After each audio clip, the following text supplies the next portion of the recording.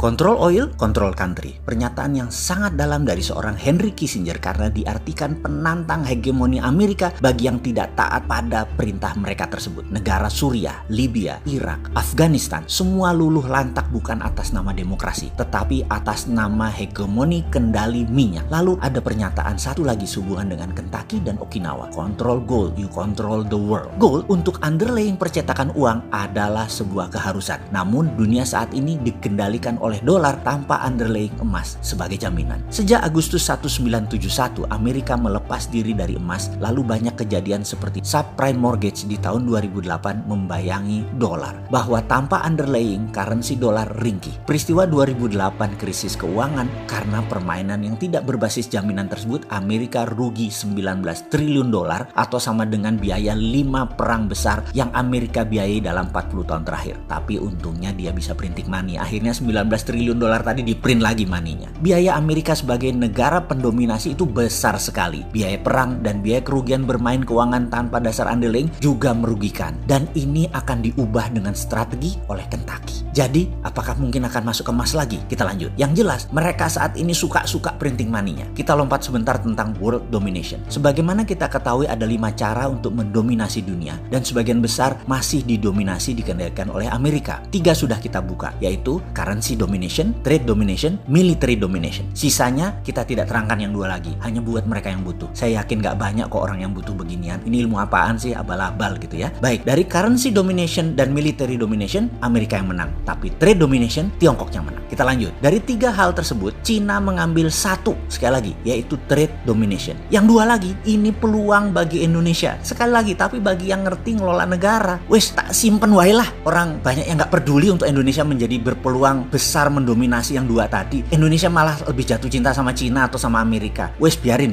Nanti yang 2 ini kita simpan aja buat nanti ya. Oke, kita lanjut. Kita bicara tentang currency domination lebih dalam lagi sekarang. Semua masih ingat kan di tahun 97-98 di mana serangan ekonomi hitman kepada pemerintahan Soeharto menyerang rupiah dari 2.700 ke 15.000 hanya dalam waktu 6 bulan. Indonesia rontok. Krisis moneter lalu menjadi krisis politik. Waktu itu, inilah hal yang dilakukan di Kentucky, yaitu melakukan simulasi hal ini. Amerika sedang melakukan simulasi mengantisipasi supaya dolar tidak menjadi seperti subprime mortgage lagi dan bagaimana saat ini bersamaan bisa menyerang sebuah negara. Nama simulasinya adalah currency warfare simulation. Anda akan tegang bagaimana simulasi itu mereka lakukan. Semua dengan perhitungan matematik yang sangat rinci, algoritma yang sangat jelimet. Mereka melakukan semua atas nama dollar reset value. Reset value ini dinaikkan, bisa diturunkan dolarnya. Jadi misalnya dalam ruangan tersebut ada 200 monitor lebih, setiap monitor ada nama negara, peta dan nilai kurs terhadap dolar saat itu. Lalu mesin kalkulasi dinyalakan. Naik 20% nilai dolar. Apa yang terjadi pada Amerika? Apa yang terjadi pada negara Tiongkok? Apa yang terjadi pada Indonesia? Lalu keluar warna hijau artinya aman, kuning artinya bahaya, orange artinya bahaya 2, merah artinya bahaya 3, hitam artinya fail atau collapse negara tersebut. Sekali lagi, dolar dicetak dan beredar, 70% uang kartal dolar tersebut beredar di luar homelandnya Amerika. Saat ini dolar dicetak tanpa underlying. Karena kalau berdasarkan deposito emas yang mereka miliki, maka nilai dolar yang dicetak sudah kelebihan 100 kali lipat nilainya dari saat ini. Jadi dolar currency-nya over value. Jadi dollar reset value adalah satu hal yang pasti dilakukan. Simulasinya banyak ragam di mana ketika saya hadir, yang mereka simulasikan adalah mereka menerbitkan dolar baru. Dolar jenis baru ini diterbitkan di mana dolar lama nilainya dipotong hingga 50%, didiskon hingga 50%. Skenarionya dolar baru tidak terlalu jauh over value-nya, yaitu hanya 20%, hanya 20 kali dari nilai depository emas dan bisa dengan cepat dinaikkan dengan strategi goldnya nilainya dinaikkan. Jadi, atau selain goldnya dinaikkan adalah cadangannya dinaikkan karena itu dia sangat berkonsentrasi untuk mengambil cadangan deposit emas atau tambangnya. Jadi kalau kita Indonesia memiliki cadangan devisa 120 billion dolar in one night, begitu dolar reset value dilakukan nilainya tinggal 60 billion, tinggal 50%. Menariknya ketika dihajar atau di-cut dengan 50% nilai dolar baru, Cina tidak rubuh. Cadangan devisa mereka Tiongkok walau ada dolarnya namun gold reserve-nya Cina kuat. Dunia akan kacau jika dolar reset value dilakukan adalah sekitar 9 bulan sampai keseimbangan ekonomi baru tercipta. Ada beberapa wilayah dunia yang akan lumpuh, ada yang tumpah darah, namun semua itu terukur. Simulasi kedua, dolar baru diciptakan namun nilai dolar lamanya adalah 0. Amerika nilai dolarnya sama dengan nilai cadangan emas mereka. Efeknya dunia akan perang selama 5 tahun, kekacauan sistemik di mana-mana. Cina kolaps atau dalam bahasa Lemhanasnya namanya fail state, negara gagal. Simulasi berikutnya adalah dolar di-cut 80%, tinggal 20%. Ternyata Cina lumpuh menjadi negara paria. Menariknya, Indonesia rupiah itu di level turun 20% atau dolar naik, sudah lampu kuning. Di level 30-40% oranye, di level 50% fail state, merah. Kalau rupiah dikuatkan atau dolar dilemahkan, 50% ditebas, Indonesia lampu oranye. Jadi Indonesia lebih rentan jika dolar dikuatkan daripada dilemahkan. Jangankan diterbitkan dolar nilai baru, dengan dolar lama dibawa ke harga 19.000 atau 20.000 bahkan, sudah oranye pemerintah Indonesia saat ini. Sekedar mengingatkan, yang goyang pemerintahannya, bukan negaranya loh ya. Itulah salah satu di antara banyak informasi yang saya dapat dari Kentucky. Saya berpikir hebat. Ratusan gambaran sekelebat melintas di kepala saya. Semua gambaran prasangka buruk. Kepala saya terbayang galian tambang yang dalamnya minus 4.000 meter ke bawah tanah di pedalaman Papua di tambang Grasberg. Saya terbayang Freeport. Kenapa Freeport masih dikontrol oleh minoritas sahamnya? Karena penting rupanya bagi Amerika. Dan bagi Indonesia yang penting kan dapat jeneng, dapat nama. Jenang fulus masih Amerika yang dapat. Salah satu simulasinya adalah karena cadangan emas tidak bisa bertambah dengan cepat, harga emas dinaikkan nilainya saat ini ke 50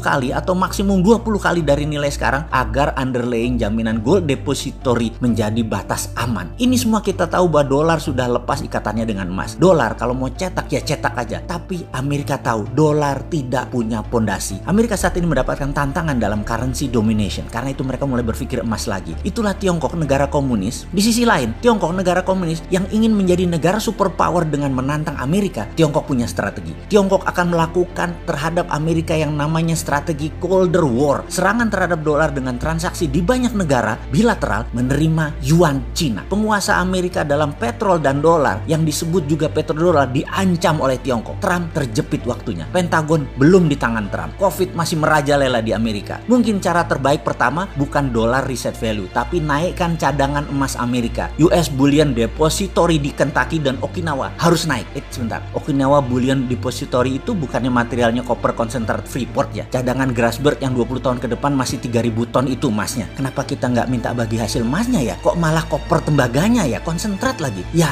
begitu dah.